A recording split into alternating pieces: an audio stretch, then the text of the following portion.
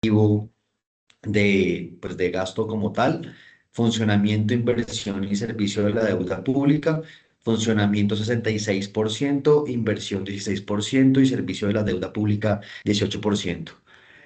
Si uno se va a 2023, más o menos estas particiones eran 60% funcionamiento, 20 inversión y 20 servicio de la deuda. Entonces, como ustedes ven, el funcionamiento del Estado ha venido creciendo en el tiempo y es una de las cosas que llama mucho la atención, ¿no? Es decir, el Estado nuestro se gasta mucho más dinero que antes en funcionamiento y se está llevando la proporción de inversión. Entonces, si uno se va al pasado, inversión hubiese pesado 4 puntos más. Una relativa buena noticia es que el servicio de la deuda como porcentaje del PGN cayó relativo al año pasado o cayó relativo al pronóstico del año pasado. Por supuesto hay que ver cómo termina el año, pero pues servicio de la deuda, digamos que pues algunos cupones de corto plazo han venido cediendo. Entonces, pues acá evidentemente lo que uno puede decir, inversión es importante mirarla, porque inversión es, digamos, lo que más mueve el aparato económico a futuro. Y pues lo que uno encuentra es que el 84% del presupuesto pues estaría comprometido entre funcionamiento y pagos de deuda.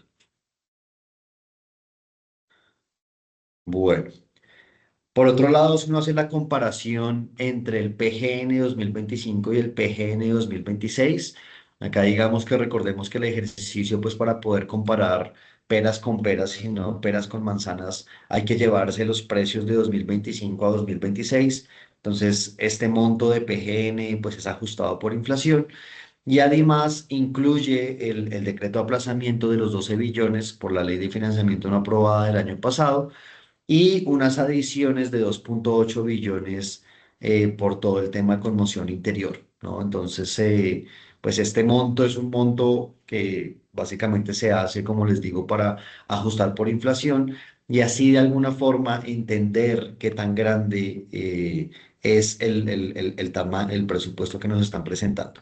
Entonces, al ustedes comparar el PGN 2025 con el PGN 2026, uno encuentra que, digamos, en funcionamiento hay un incremento de 22 billones, servicio de la deuda decrece ese rubro 17 billones e inversión aumenta 5,3 billones. Todo esto digamos, mencionar que el PGN, después de controlar por inflación, en términos reales, crece 1,9%. Digamos, este crecimiento positivo es explicado porque funcionamiento es el que más crece 6,6, también inversión crece 6,4 y servicio de la deuda decrece en casi un 15%.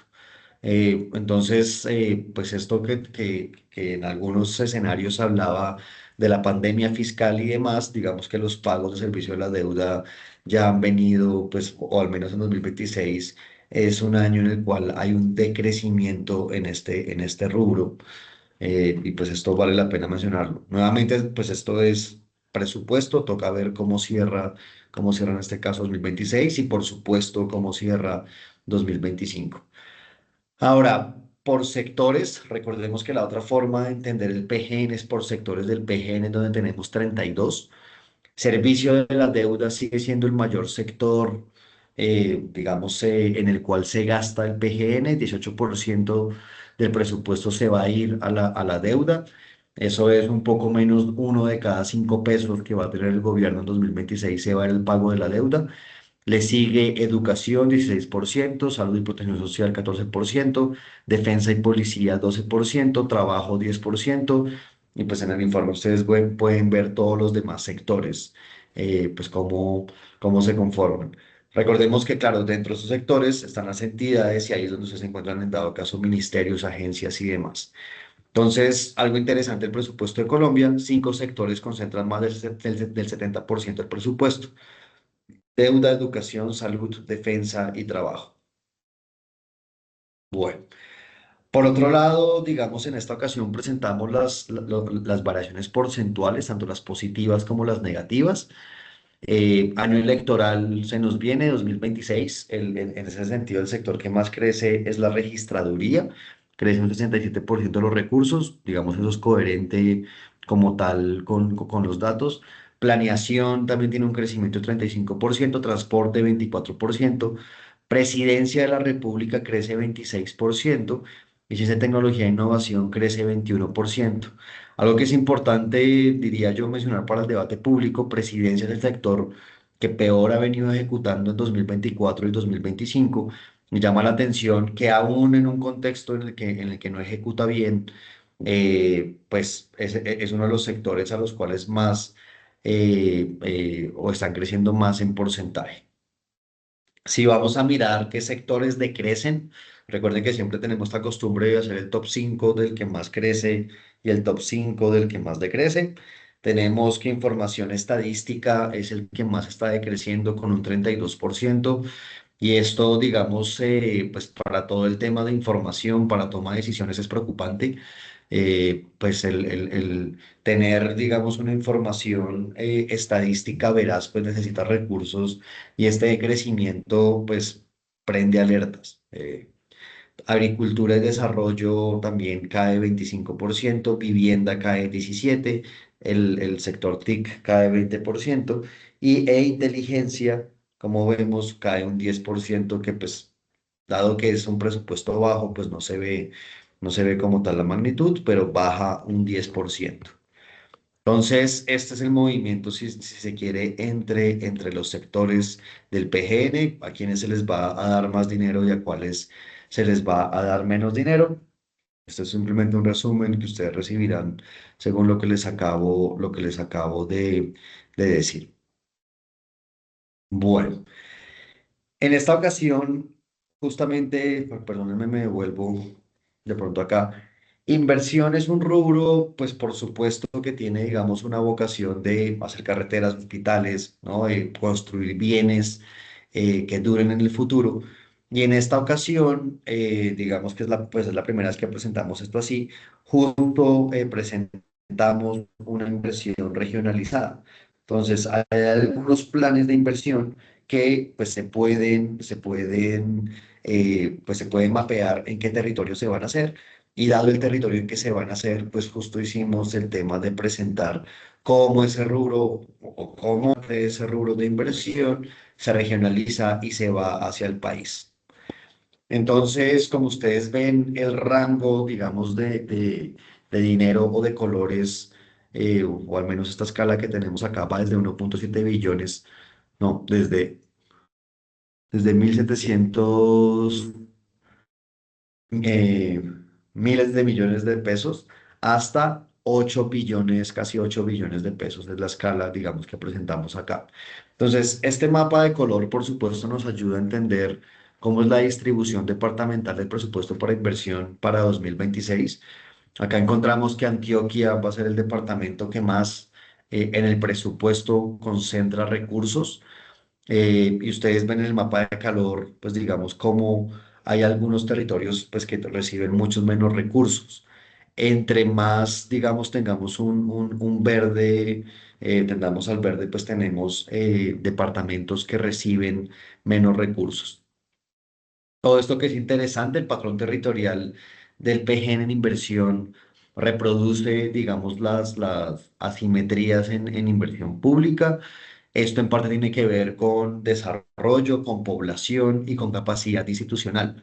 Que pues esto, digamos, es algo interesante, ¿no? O sea, históricamente le hemos dado dinero a los lugares con mayor capacidad institucional, pero pues las regiones periféricas y demás, donde hay mayores necesidades, reciben una fracción mucho menor. Entonces, pues esto es interesante en cuanto a de pronto la apuesta de convergencia regional que como país tenemos. Entonces, esto en dado caso, pues lo encuentran en el informe.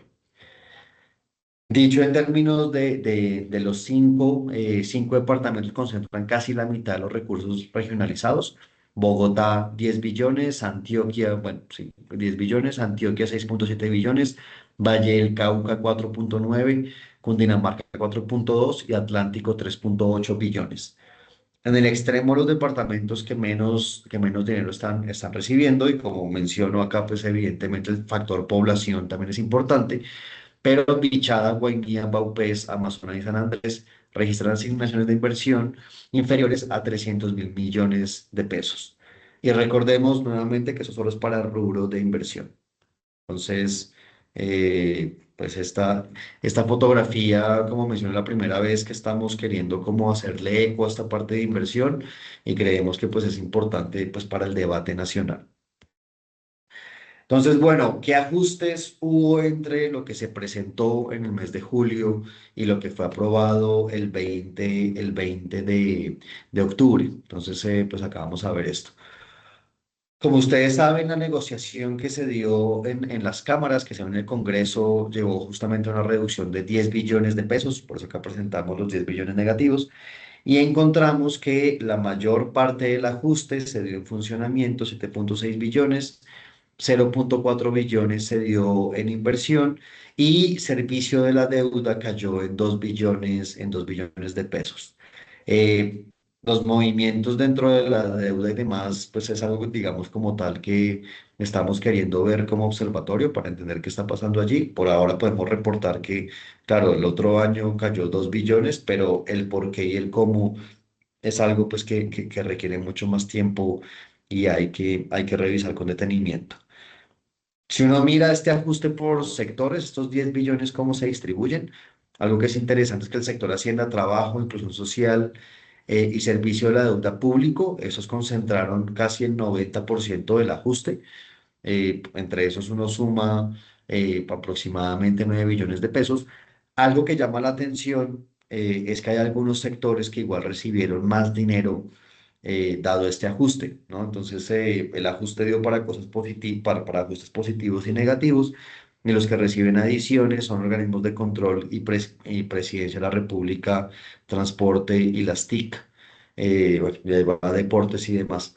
Y como menciono, pues llama la atención que pues en el momento de recorte se den estos movimientos y particularmente llama la atención Presidencia que no ha venido ejecutando muy bien sus recursos. Entonces, bueno. Por otro lado, hablamos o podemos hablar de las implicaciones fiscales del PGN tras la activación de la cláusula fiscal.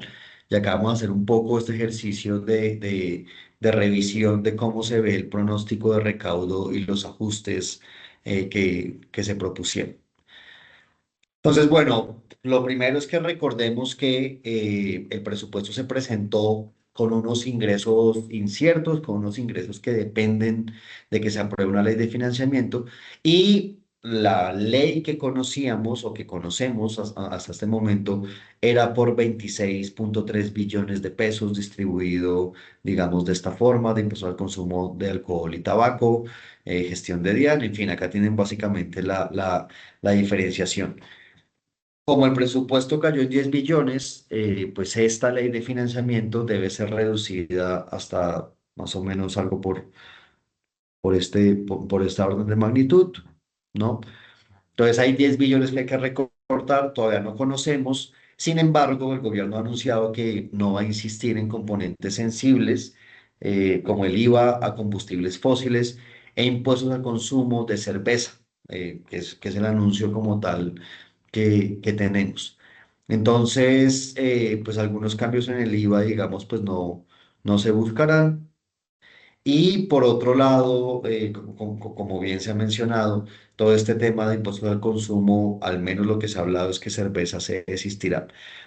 Algo que es interesante, pues digamos, de esta discusión es que justamente el tema de haber metido impuestos al consumo de alcohol y tabaco, tal cual anunciamos como observatorio, digamos, ponerlo en el PGN, creemos aún que no era el lugar correcto para poner este cambio de tributos. ¿Por qué?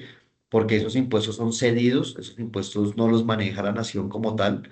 Y básicamente, digamos, la figura que se hizo acá es algo así como el papá le incrementa los recursos al hijo y con eso está queriendo tener mayor gasto. Entonces, este anuncio inicial de impuestos al consumo de alguna forma era esperado y corrige pues algo que como observatorio nos parecía que no era el lugar correcto porque mover esos impuestos, esta área naranja, hace relación más a mover impuestos territoriales que nacionales. Y el PGN es el presupuesto general de la nación no de los territorios. Entonces, pues estamos esperando esa nueva ley, pero según los anuncios, parece ser que pues en esta parte de impuesto al consumo de alcohol se va a concentrar, como ustedes ven, la mayor parte del recorte. Pero pues estamos esperando esa nueva ley de financiamiento y también sea un momento muy complejo en el cual pues acabamos de cambiar de director de la DIAN. Entonces, bueno, por otro lado, pues todo el tema o uno de los factores importantísimos de la regla fiscal es justamente el balance fiscal, el déficit. Bueno, balance fiscal puede ser déficit o superávit, para Colombia siempre ha sido déficit. Como ustedes ven, en 2020 tuvimos un déficit de 5,3, pandemia, y eso fue completamente normal. Hubo una recuperación del déficit que fue temporal y 2023 fue un buen año. Recordemos que ese fue un año en que los ingresos tributarios fueron más altos, fruto de retenciones y autorretenciones. Y sin embargo, hemos visto un deterioro, digamos, de este balance. Esta recuperación pospandémica fue temporal y actualmente tenemos un nivel de déficit esperado, toca esperar cómo cierra el año, de niveles similares a los de la pandemia, ¿no? Entonces, esto, por supuesto, ha hecho parte de este escenario en el cual se rompió regla fiscal. En 2024 vamos transacciones de única vez, parece que se cumplió regla fiscal, pero lo que es cierto es que la recuperación de habernos recuperado de pandemia fue temporal y el país ha venido teniendo una senda decreciente en el lado del déficit y una senda creciente en el lado de deuda sobre PIB. Algo que ha venido pasando es que típicamente el marco fiscal de mediano plazo es el documento, si se quiere, rector de la política fiscal del país, y en ese documento se nos presenta el plan financiero, ¿no? El plan financiero termina siendo como en las cuentas fiscales, que son diferentes a las presupuestales, se dan las cosas. Eso se dio en el mes de junio, y en el mes de julio se presenta el PGN. Históricamente, pues uno lo que encontraba, y acá lo que les presentamos justo es la diferencia entre proyecciones de ingreso y gasto entre el marco fiscal de mediano plazo y PGN. En este caso les presentamos relativo al PGN aprobado.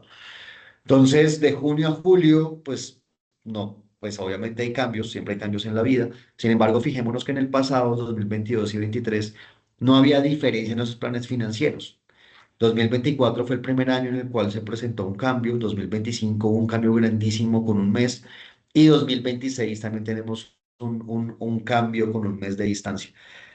Esto un poco lo que nos dice es, y pues acá digamos hay un debate jurídico pues relativamente carnudo, profundo, que tiene que ver con si se pueden actualizar estas cifras con un mes de diferencia o no. Digamos, en eso no, pues no me quiero meter como tal, porque pues todavía estamos estudiando el tema. Sin embargo, lo que llama la atención es que fíjense que en 2025, básicamente con un mes de distancia, se pronosticaron unos ingresos tributarios más altos en el PGN, y recordemos que justo estamos debajo de la meta de recaudo. Esto de incrementar gasto fue acompañado con incrementar, perdón, a incrementar ingresos fue acompañado con incrementar gasto. Y más o menos 2026 el PGN tiene esa misma vocación, ¿no? Tenemos más gasto primario con un mes de diferencia, mientras que los ingresos tributarios, pues, en esta ocasión están viendo que van a ser menores, pero la gran reducción, digamos, que se dio con un mes corresponde al pago de intereses.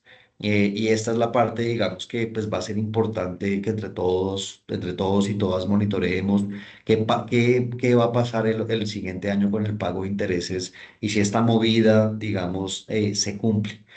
El hecho es que en un momento, perdónenme, me devuelvo acá, justo en el que el déficit fiscal es muy alto, también uno esperaría que si eventualmente hay un manejo muy bueno por el lado de recibir menos ingresos o tener que gastar menos, dado el momento de déficit, pues lo que uno esperaría de alguna forma para cumplir la regla fiscal es que eso estuviera acompañado con decisiones de bajar el gasto.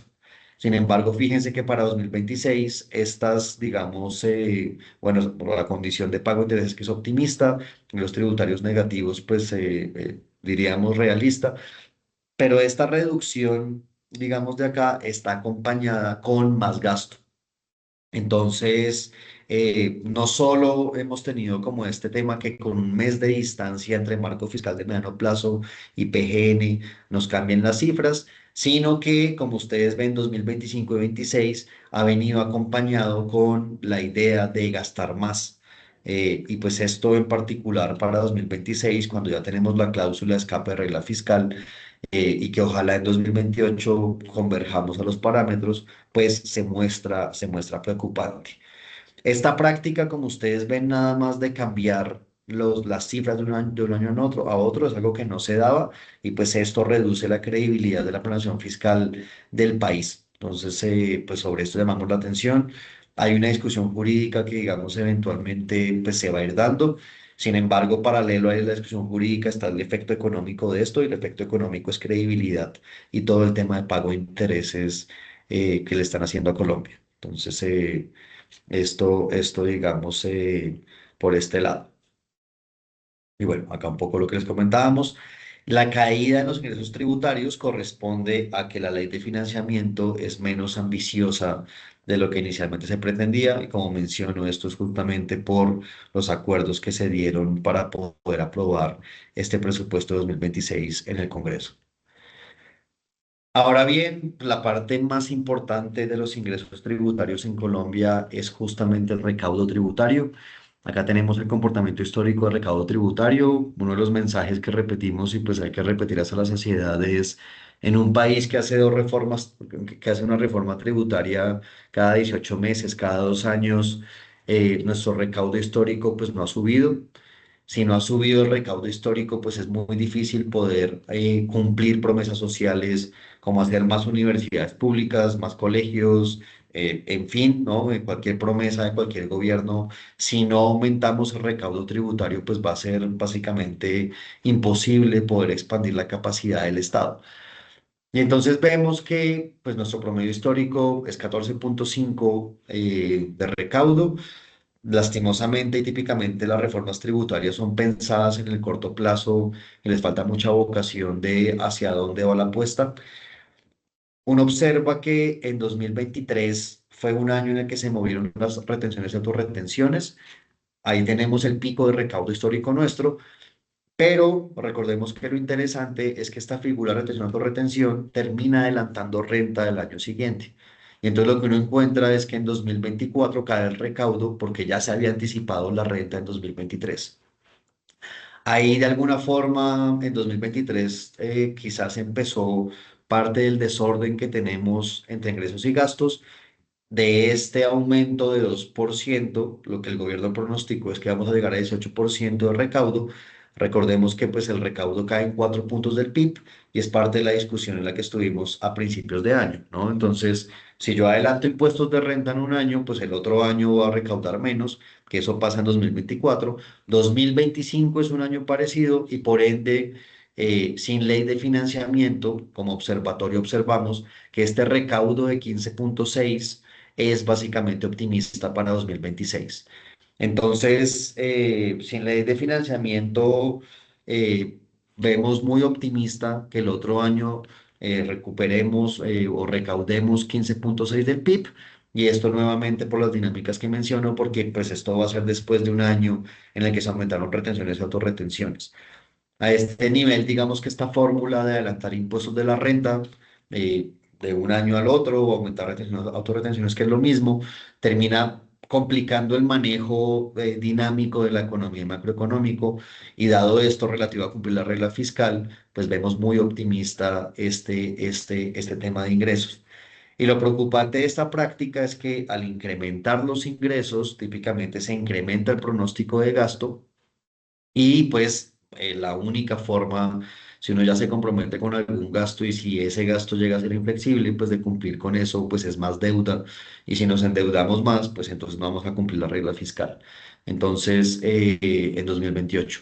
Entonces, pues todo esto pues hace parte de un proceso de planear presupuestos con ingresos más altos de los inicialmente esperados. O de los que realmente se van a dar y pues eventualmente pues esto nos tiene en la situación fiscal en la que estamos. Entonces, esta parte pues la hemos mencionado anteriormente. Entonces, estos dos o esto en particular relativo a los ingresos, y nos vamos al lado del gasto, pero acá centrándonos en 2025, porque pues por supuesto el presupuesto de la economía se mueve. Es importante mencionar que relativo a la ejecución de septiembre alcanza a ser 58.7 al mes de septiembre, y nos acercamos al promedio de 59. Eso es algo que es muy interesante porque si ustedes de pronto han venido asistiendo a nuestras ruedas de prensa, la ejecución anteriormente de 2025 se parecía a 2024 en el sentido que estaba por debajo del promedio. Esto fue así hasta el mes de julio. Sin embargo, agosto y septiembre, la ejecución se ha acelerado mucho más, y como ustedes ven, estamos llegando al promedio. Esto pues es impulsado por una mayor disponibilidad de caja. Parte de los movimientos de deuda que se han hecho últimamente ha dado más caja al gobierno, y tenemos que pues digamos prontamente se activa la ley de garantías. Entonces algo, nuevamente, si algunos de ustedes han estado siguiendo lo que hemos venido haciendo, hicimos un blog justo de esto.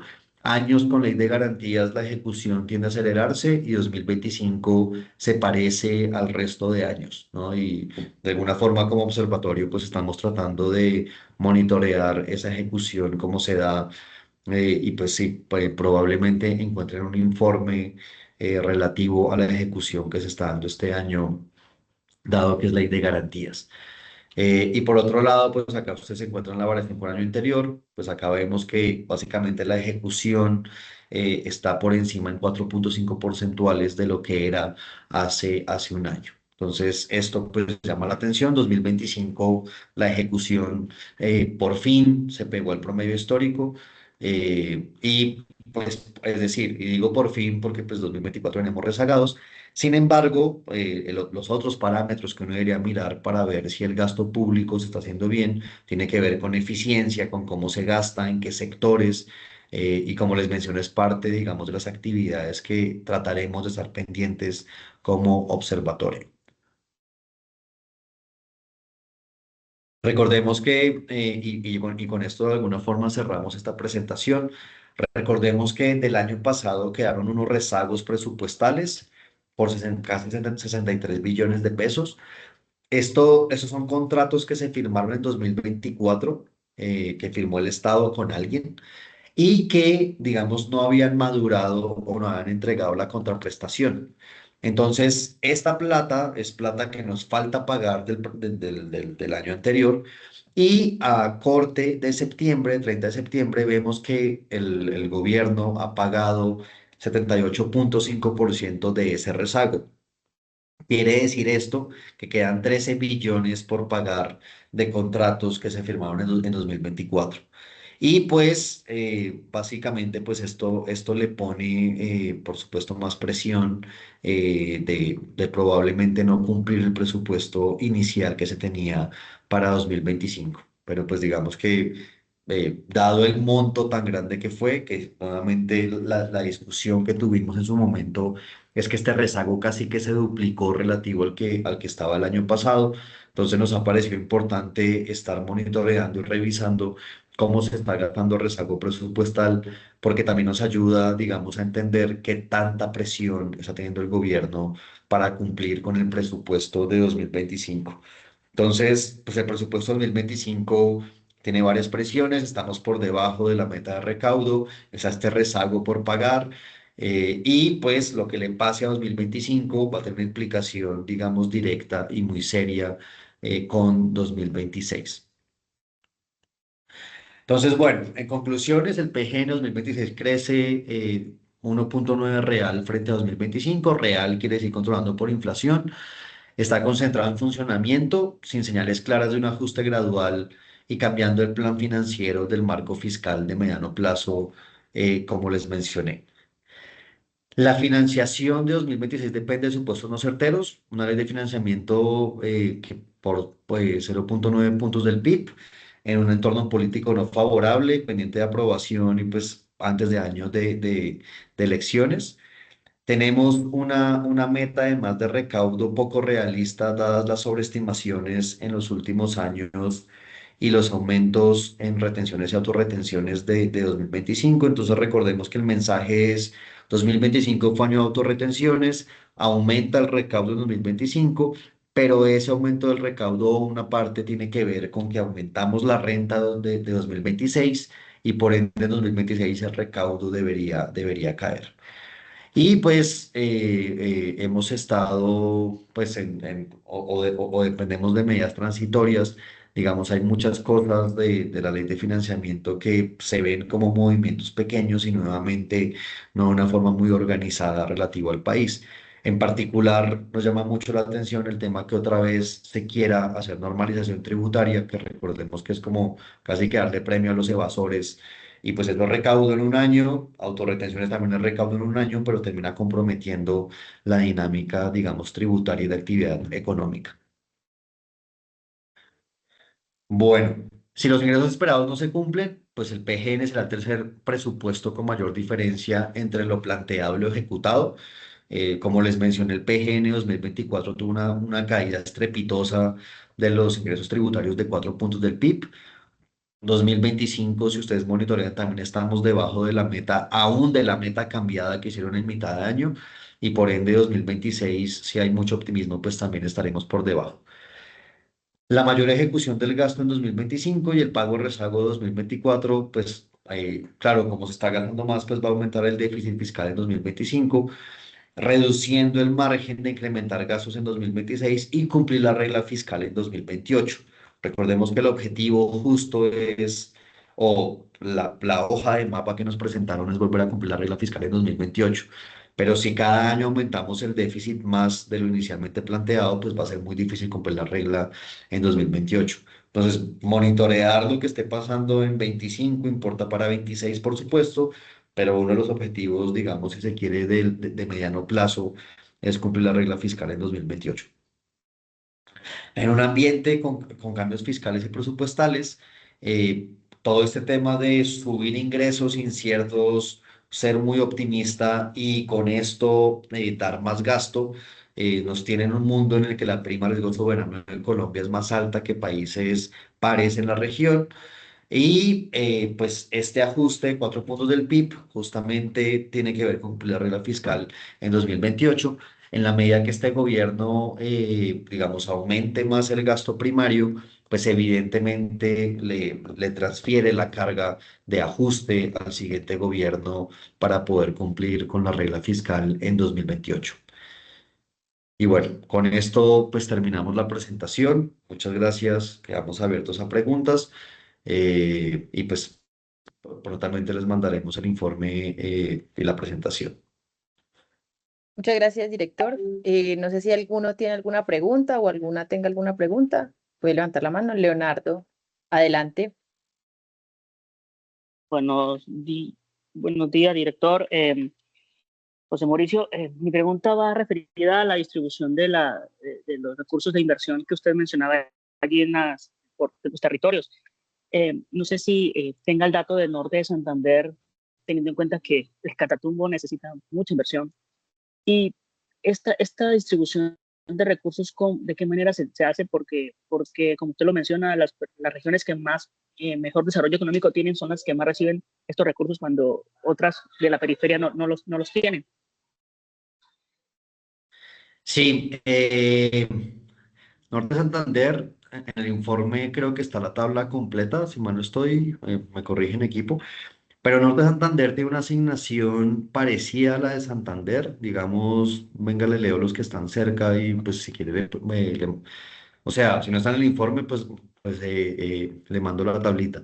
Pero tenemos Cauca 2,6 billones, Santander 2,5 billones y Norte Santander 2,5 billones. Están súper cerca Norte Santander y Santander.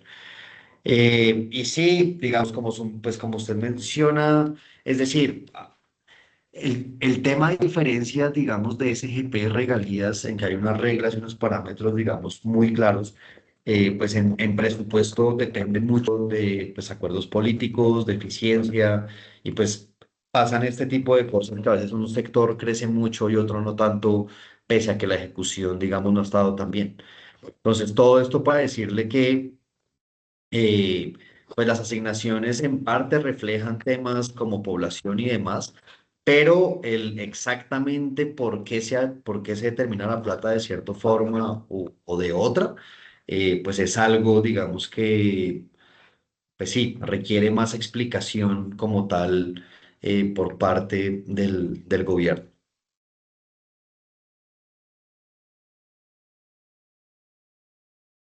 Alejandro. Muchas gracias, Leonardo. Alejandro, sí, por favor.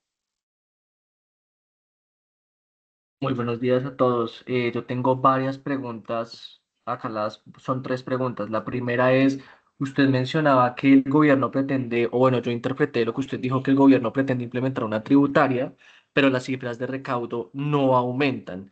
Esto significa que las reformas tributarias en su histórico, no solo en esta que se quiere implementar, siempre la terminan pagando los mismos. Esa es mi primera pregunta. La segunda es, también usted mencionó que las cervezas ya no tendrán impuestos, pero se ha señalado, aunque hasta el momento, hasta donde sé, no hay una ponencia presentada todavía para lo de la tributaria, pero se ha señalado que los vinos, licores costosos son algunos de los productos que tendrían del IVA del 5 al 19%, pero estos no son productos que pertenecen a las rentas departamentales, entonces el gobierno podría implementar una tributaria que integre estos productos sabiendo que son rentas departamentales. Esa sería una otra pregunta, la segunda. Y la tercera, por último, es qué tipo de mejoras debe haber entonces en la fiscalización. Si hay un recaudo que no aumenta pese al histórico de las reformas tributarias, quizás si usted me responda que las tributarias siempre la terminan pagando los mismos contribuyentes, ¿qué medidas entonces debe haber en la fiscalización? Muchas gracias a todos. Bueno, lo primero, lo que su merced dice, las tributarias no aumentan, tiene toda la razón y justo fue parte de los mensajes que se quiso dar en la presentación. Ahora, ¿por qué no aumentan? O más bien, permítame, los mismos o terminan pagando lo mismo. Yo creo que lastimosamente algo que nos tiene muy complicados como país es que por el secreto tributario y porque no se ha hecho nada para hacer estudios serios, lastimosamente no le puedo responder más que con intuiciones si las tributarias la terminan pagando los mismos. De esto, pues nos faltan datos para poder realmente responder. Sin embargo, lo que uno se encuentra es que sí, o sea, los formales son los que son más fácilmente auditables y a los que les cae la mayor parte de las reformas tributarias. Y dado eso, lo que le diría es, dada mi intuición, en un país con alta informalidad, con mucho desempleo por el lado del mercado laboral, también con mucha informalidad empresarial, los que terminan pagando la mayor parte, pues son los que son fácilmente auditables. Tenemos un montón, digamos, de discusiones sobre el resto de cédulas tributarias, quién tributa. Si usted se fija en esta ley de financiamiento, parte se quiere tocar ganancias ocasionales, justo por esa dispersión y demás. Pero los efectos, lastimosamente, digamos que no, pues difícilmente son estimables y como le digo, por ahora le puedo hablar un poco más desde las intuiciones. Pero lo que sí hemos visto como observatorio que ha venido pasando, y eso, digamos, en su momento con la ley, cuando hicimos, que de pronto lo invito a que le pegue una revisada a Alejandro, cuando hicimos ley de financiamiento nos revisamos en el comportamiento histórico de los beneficios tributarios. Y los beneficios tributarios han venido creciendo de una forma muy grande. Entonces, por un lado, y algo que yo he hecho públicamente es, lastimosamente somos un país que eso, hacemos reformas tributarias cada 18 meses, las presentamos, las aprobamos, nos damos durísimo en el Senado, hacemos una discusión profunda, este impuesto sí, este no, pero beneficios tributarios se aumentan, tenemos casi 300 sin evaluación. Y entonces casi que como le decían en el colegio, usted borra con el codo lo que escribe con la mano. Hacemos una reforma tributaria que entonces sube las tasas para personas naturales, en renta y a lo mejor hacemos una lo mismo en jurídicas y bueno, pero si uno aprueba beneficios tributarios se vuelve un juego de quién gana y quién pierde, y ese quién gana y quién pierde, pues uno sospecharía que va a depender de quién pueda aprobar beneficios tributarios para poder pagar menos. Entonces, justo parte de lo que, de los mensajes que hemos dado en otros escenarios es, quizás como sociedad ha llegado el momento más de quitar beneficios tributarios, más que hacer nuevas tributarias que terminen castigando de pronto a a los sospechosos de siempre. Y digo de pronto porque, como le digo, no tenemos evaluación. Ahora, en el lado de licores y cervezas, hay dos tributos que estaban movidos en la ley de financiamiento. Uno son impuestos al consumo y otro el IVA, que digamos que pues es un poco lo raro. Ahora, el IVA es a nivel nacional. El IVA sí se puede, digamos, el IVA, el gobierno tiene la posibilidad de moverlo porque lo administra, ¿no? Entonces, si eventualmente lo que se mueve es el IVA de licores, ese no tiene ningún problema en cuanto a jurisdicción. El que tiene el problema de jurisdicción es justo el de la tabla de los 7,8 billones, que son los impuestos al consumo. Esas rentas son las que son cedidas, ¿no? Entonces, eh, parte también diría yo de lo complejo de Colombia es que tenemos un montón de impuestos y los tenemos diferenciados y se generan ese tipo, digamos, como de, oiga, pero ¿cómo así que licores no? Y el IVA y el impuesto al consumo, y es claro, impuesto al consumo lo manejan departamentos y el IVA lo maneja la nación. Entonces, en particular, la crítica que nosotros hicimos en su momento es que eran los impuestos al consumo los que como son manejados de forma departamental, esos, digamos, era técnicamente mal poner o modificar esos impuestos en ley de financiamiento. Más, sin embargo, el IVA sí tiene todo el sentido en dado caso de moverse. Entonces, eso digamos, en términos de claridad. Mejoras en la fiscalización, sí, absolutamente. Este gobierno empezó con la promesa de mejorar la DIAN, de mejorar controles de evasión. La DIAN, digamos que pues es casi que de los lugares, eh, o más bien, las DIANes del mundo, las que recaudan impuestos, deberían tener la mejor información posible y en tiempo real poder decir si alguien paga impuestos o no. La DIAN tiene 26, 27 sistemas que no son interoperables, que es muy difícil que, digamos, funcione. Modernización de la DIAN fue una bonita promesa que no se cumplió lastimosamente. Y es verdad, digamos, por evasión y por elusión nos perdemos un montón de plata como país. Y justamente quizás como yo diría la no eficiencia de la DIAN en capturar evasores y demás, y en el corto plazo lo que terminamos haciendo como país son reformas tributarias en lugar de que la DIAN, digamos, sea mucho mejor en su trabajo. Entonces, lastimosamente nos estamos en un equilibrio, digamos, pues no, no muy bueno. Eh, y justamente yo diría como en términos de apuestas, fíjese que la ley de financiamiento el año pasado tenía unas cosas que este año, digamos, no tiene, ignoró completamente. Esto pasa por tener cuatro directores de la DIAN en un gobierno que cada quien, digamos, tiene sus apuestas, pero en particular, nuevamente este año hay normalización tributaria, es básicamente que los deudores puedan ponerse al día. Y eso es un pésimo mensaje. Hay un montón de empresas y personas que dicen, no, pues mejor yo no pago impuestos porque algún día me los van a condonar y ahí, digamos, erosionamos el recaudo. Y fíjese que el año pasado había una apuesta muy interesante de dar premios a los que denunciaran contrabando y evasores. Y este año eso no está, ¿no? Entonces pues lastimosamente ese tema de medidas de corto plazo, uno sí termina viendo que las propuestas dependen mucho del director de turno, más que de una apuesta de país, ¿no? Entonces, sí, es decir, ojalá la DIAN mejorara sus protocolos, su fiscalización y un poco lo que estuviésemos fue celebrando que aumenta el recaudo sin reforma tributaria. Como eso no pasa, digamos que el equilibrio de países busquemos por todo lado impuestos y llegamos hasta el extremo de incluso poner retenciones a breve, que después de todo un desarrollo para poder parecernos a Brasil, en Brasil usted puede comprarle al vendedor de la calle con tarjeta de crédito, lo que se les ocurre es como, oiga, como esto lo va a utilizar mucha gente, pues pongamos una retención ahí y pues ahí erosiona completamente lo que se hizo. Entonces, sí, pues me hizo tres preguntas, le di tres respuestas largas. Si hay más preguntas o si las respondí o si tiene otra, pues por supuesto estamos abiertos. Muchas gracias, era Gracias, todo. director y Alejandro. Gracias, Alejandro. Tenemos una última pregunta, director, de Evelyn Ríos. Pregunta hasta qué fecha y plazo de aprobar la ley de financiamiento. En caso de que el Congreso no aprobara esta ley, ¿qué pasa con el presupuesto regionalizado? Claro, ¿hasta qué fecha? Ahí ayúdeme, don William, o sea, creo Ya que le hasta, decimos hasta el eso. 31 de diciembre, pero sí, hay equipo, ayúdenme con ese detalle técnico. Sí, profe. Claro, parte, digamos, de lo que hay que hacer como... Hasta el 31 de diciembre, exacto. Entonces, en esta vigencia tiene que quedar aprobado. El año pasado, justo, digamos, no se aprobó y en enero ya tenemos el decreto de aplazamiento.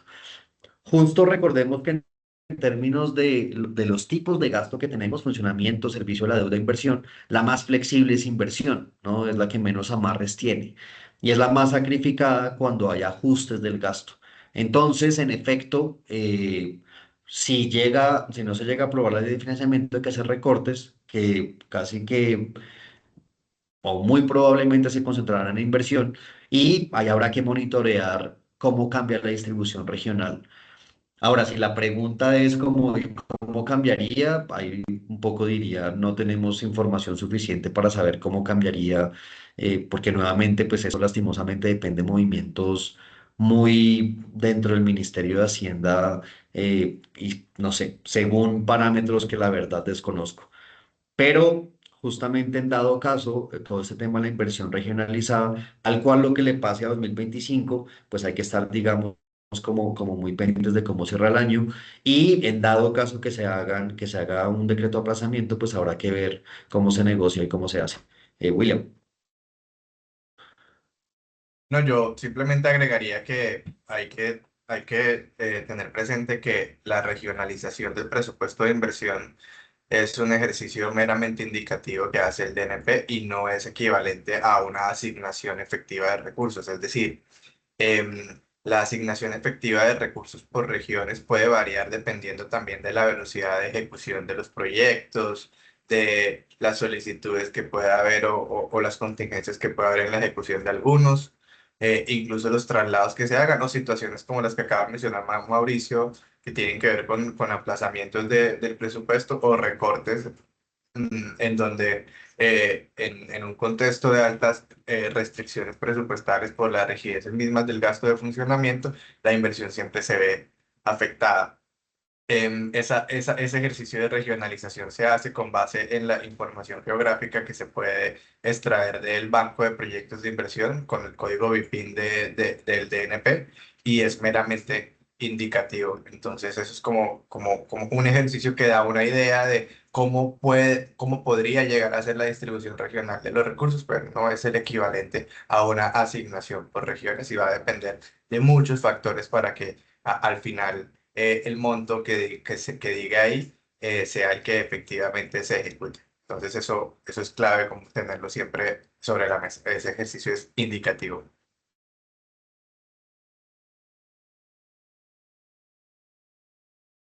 Bueno, muchas gracias, William. Creo que no hay más preguntas por ahora. De todas formas, quedo muy atenta y ya en un momento les envío todo el material para que lo tengan ahí. Muchas gracias por acompañarnos en esta rueda de prensa y los esperamos en una próxima oportunidad. Muy buen día para todas y todos. Chao, chao.